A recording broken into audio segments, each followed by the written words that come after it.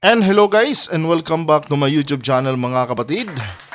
Welcome back sa One Talk PH. And ito mga kababayan, no, isa na namang good news ang ating nakalap.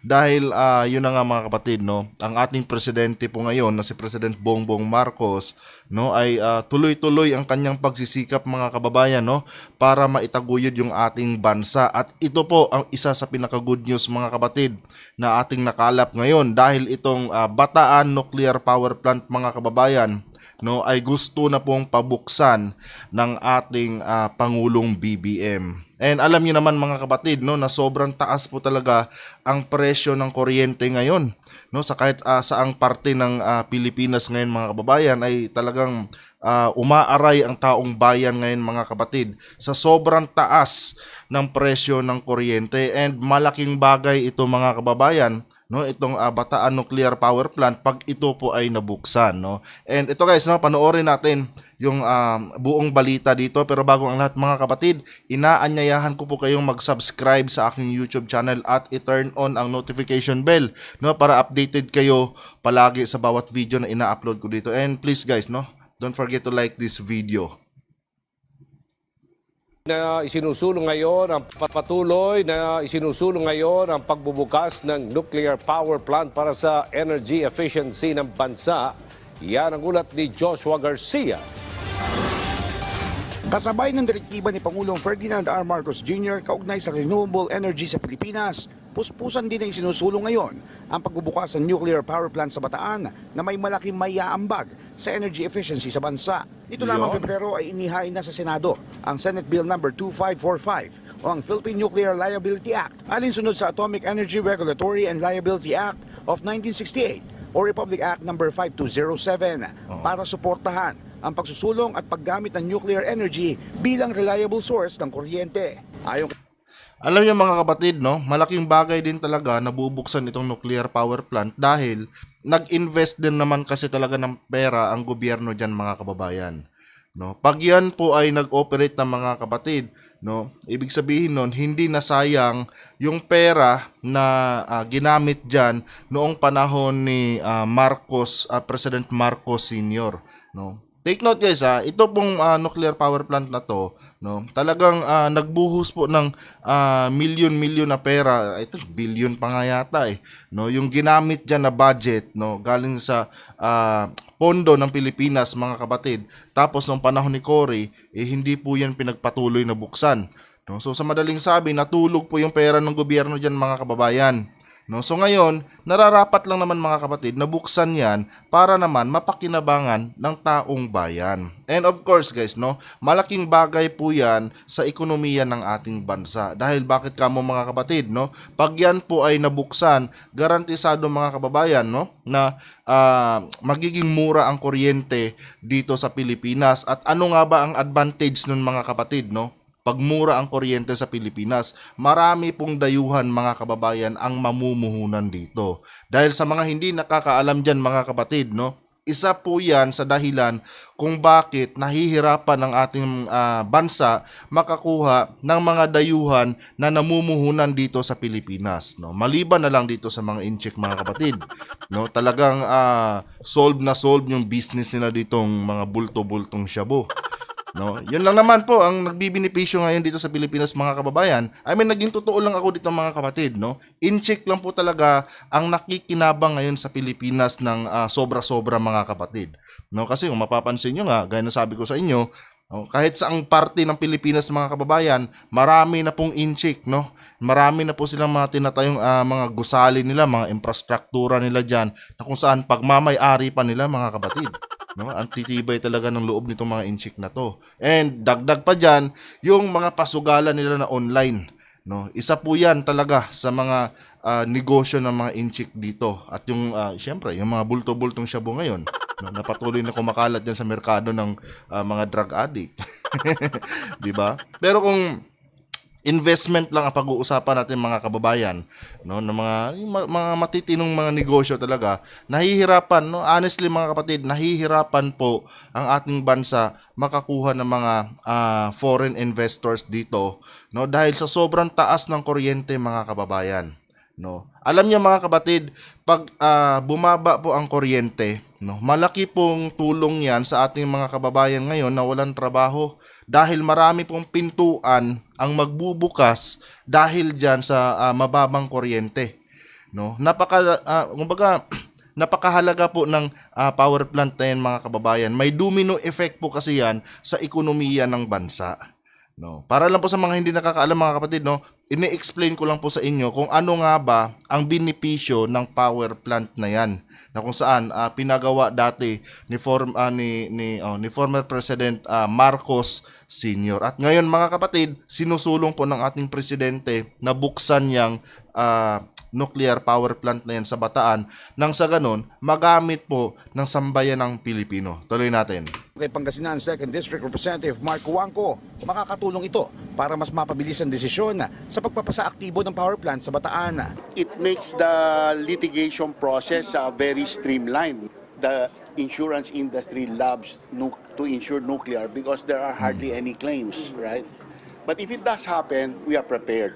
Giit ni Huangco, maliban sa maaasahang supply ng kuryente, ay makakaengganyo rin ito ng foreign investment na magbibigay ng karagdagang trabaho sa mga Pilipino.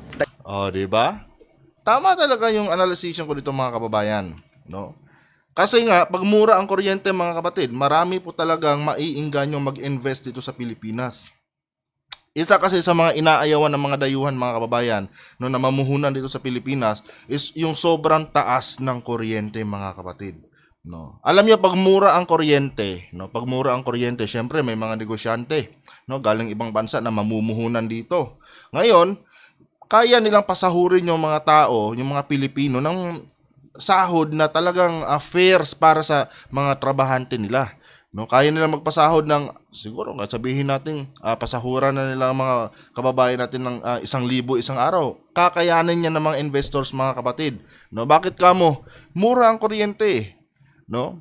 Pero pag ganito na sobrang taas ng per kilowatt hours natin ngayon mga kababayan, dito pa nga lang sa sa tinitirahan ko ngayon, umaabot kami dito ng 14, no? 14 pesos per kilowatt hours mga kapatid, no? So yung monthly bill ko dito mga kababayan, share ko lang sa inyo, umaabot ako dito ng 6,000 sa kuryente lang. Ngayon mga kapatid, kung meron itong Bataan Nuclear Plant, no, marami po ang yung magbibenepisyo diyan, no.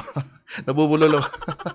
Marami po mga kababayan ang magbibenepisyo diyan dahil dinisenyo po talaga ito para mapababa yung presyo ng kuryente.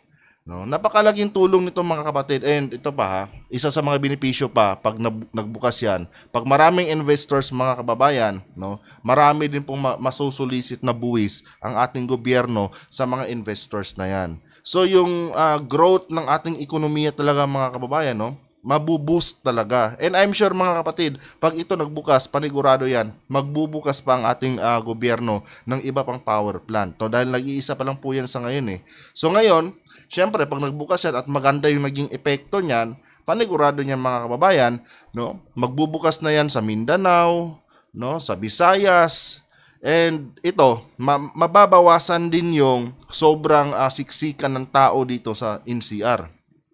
No, kasi pag meron na yan mga kapatid, no, sa iba't ibang parte ng Pilipinas, yung nuclear plant na yan, pag nakapagpatayo na rin ating gobyerno ng mga nuclear plant sa iba't ibang parte ng Pilipinas, no, dadami din po yung mga investors sa mga province natin.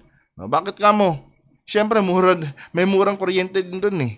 No, mas gaganahan yung mga foreign investors mga kapatid na mag-invest sa kahit saang parte ng Pilipinas. No, dahil siyempre sobrang mura ng kuryente mga kababayan, no, libre, malaking tulong sa mga negosyo na, especially pag yung mga negosyo mo is mga more on factories, 'di ba? Na nangangailangan talaga ng mga heavy supply ng electricity, no.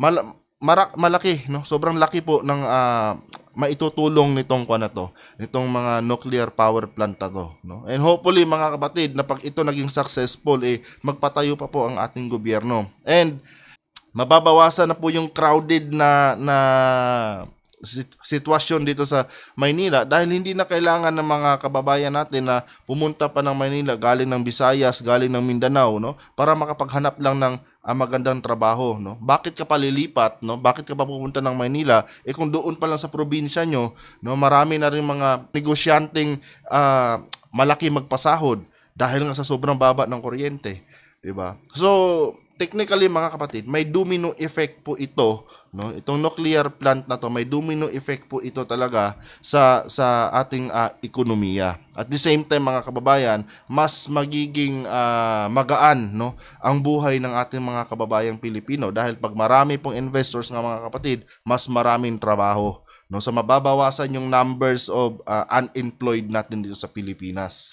Dagdag pa ng mambabatas, napapanahon na ito kasabay ng nagtataas ang presyo ng langis, gayon din ang pagpapababa ng presyo sa kuryente at para sa mas stable na power grid nang hindi na dodoble ang investment ng pamahalaan. Kasi ang hinihingi po ng wind and solar is transmission line. Ang transmission line po, mamumuhunan po tayo dyan, hindi yan nagge-generate ng power. Sino magbabayad ng transmission line? Taong bayan. Ipapatong po yan sa halaga ng bill ninyo. Sa pahayag ni Pangulong Marcos sa dinaluhan nitong Business Forum sa Germany, binigyan diin ng punong ehekutibo ang mga hakbang ng gobyerno na may kaugnayan sa mga polisiya para sa energy transition bilang investment hub ang Pilipinas ng mga bansa sa Europa. Ibang klase talaga pag weak leader, no? 'Di ba? Ibang klase talaga, no? Pag weak yung leader natin. High hopes that we can welcome the opportunity for greater cooperation on climate change and energy transition. Aligned with our efforts on decarbonization, we are positioning ourselves as a regional hub for smart and sustainable manufacturing. And to achieve this, we are at the forefront of attracting sustainability-driven strategic investments powered by renewable energy. Ayon naman sa Alpas Pinas, isang non-stock, non-profit organization na nangunguna sa advokasya ng malinis, maaasahan at murang kuryente mula sa nuclear energy, positibo ang naging pagtanggap ng publiko pagdating sa pagbubukas ng Philippine Nuclear Power Plant sa Bataan. Sino bang may ayaw ng mababang rate ng kuryente, mga kababayan? No.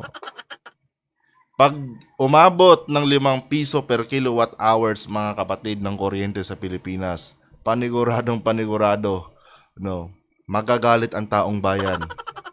Bakit mo pinababaan yung presyo ng kuryente, BBM? Ang weak mo, BBM. Di ba? Bakit mo pinababa ang presyo ng kuryente, Pangulong Marcos? Bad yan. You are a weak leader. Gayunpaman, patuloy pa rin ang mga aktibidad at programa nito para sa edukasyon at para maalis ang stigma tungkol sa nuclear energy. When we go to them in Zoom meetings, in town halls, or universities, even mga grassroots, it's very easy for the young to embrace nuclear. The older generation, because they're older, medyo mas malaki ang investment in time. So this one is part of the investment in time. Sulong lang. Joshua Garcia, para sa Pambansang TV. So yun guys, no? Napakinggan natin, no? Positive ang pagtanggap ng mga kababayan natin sa pagbubukas ng nuclear plant, no, dyan sa Bataan. And I'm sure mga kapatid, no, ito po ay unang hakbang lamang. Pag ito po ay naging successful, mga kababayan, panigurado yan mga kapatid, no? Magtatayo pa yan ng iba't ibang nuclear plant sa iba't ibang parte ng Pilipinas, no? Isa po yan, no, sa mga nakikita ko mga kapatid, no? So kumbaga ito lang yung first na tinetest nila, no? Pag okay talaga at maganda yung naging kinalabasan kumbaga sa pagbubukas ng nuclear plant, malamang sa malamang yan, marami na po ang mag-i-invest dito na magpatayo pa ng nuclear plant sa iba't ibang parte ng bansa, no? And I'm sure mga kapatid, no, yung gaya ng sabi ko sa inyo kanina, mas dadami po ang investors dito sa Pilipinas dahil syempre mura na ang kuryente, no? Isa po kasi yan mga kapatid, no, sa totoo lang po mga kababayan, isa po talaga yan sa inaayawan ng mga investors dito sa Pilipinas dahil sobrang taas po talaga mga kababayan, no, ng presyo ng ating kuryente. Biruin mo dito pa lang sa amin 14 per kilowatt hours, no, yung charge dito, no. Kaya sobrang taas ang binabayaran ko dito buwan-buwan, mga kapatid, no. Umaabot pa ako ng 5,000, 5 to 6,000 po, no, ang binabayaran ko dito. And syempre, hindi pa kasali diyan yung renta mo pa sa bahay, no, renta mo, yung internet bills mo, no. Yan kasi, mga kababayan, no, ay basic na pangangailangan natin yan sa ngayon, no. Internet, bahay, kuryente, no. Pero itong kuryente, mga kapatid, no, pumapangalawa po ito sa malaking binabayaran ko dito buwan-buwan, no. So, pag itong power plant na to nagbukas na at nag-operate na yan, malay nyo, hindi lang 5 piso ang ibababa niyan, no. Bababa pa sa 2 piso per kilowatt hours ng mga kapatid. At lalong magagalit ang taong bayan dyan. No. Weak leader si BBM, napababa niya ng 2 piso yung kuryente. Diba? Sabi nila, weak leader daw. Diba? Anyway guys, no? Kayo, ano opinion nyo dito, mga kapatid? I-comment nyo dyan sa baba, no? And hanggang dito na lang yung video natin, mga kababayan, no? And maraming salamat sa patuloy po ninyong pagsuporta dito sa aking YouTube channel. Hanggang dito na lang. Adios.